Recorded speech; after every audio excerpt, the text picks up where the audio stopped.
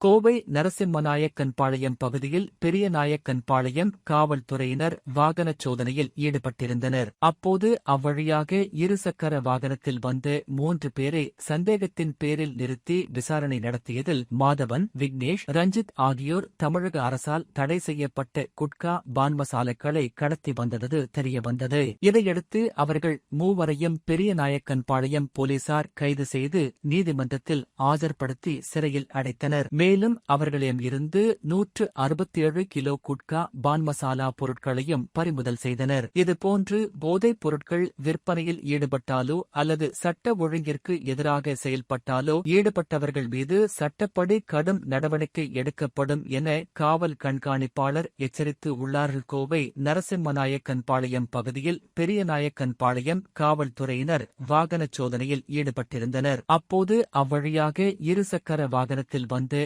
3 பேரை சந்தேகத்தின் பேரில் நிறுத்தி விசாரணை நடத்தியதில் மாதவன், விக்னேஷ், ரஞ்சித் ஆகியோர் தமிழக அரசால் தடை செய்யப்பட்ட குட்கா, பான் மசாலாக்களை கடத்தி வந்தது தெரியவந்தது. இதையடுத்து அவர்கள் மூவரையும் பெரியநாயக்கன்பாளையம் போலீசார் கைது செய்து நீதிமன்றத்தில் ஆஜர்படுத்தி சிறையில் அடைத்தனர். மேலும் அவர்களிடம் இருந்து 167 கிலோ குட்கா, பான் மசாலா பொருட்களையும் பறிமுதல் செய்தனர். இதுபோன்று போதைப் பொருட்கள் விற்பனையில் ஈடுபட்டாலோ அல்லது சட்ட ஒழுங்கிற்கு எதிராக செயல்பட்டாலோ ஈடுபட்டவர்கள் மீது சட்டப்படி கடும் நடவடிக்கை எடுக்கப்படும் என காவல் கண்காணிப்பாளர் எச்சரித்துள்ளார்.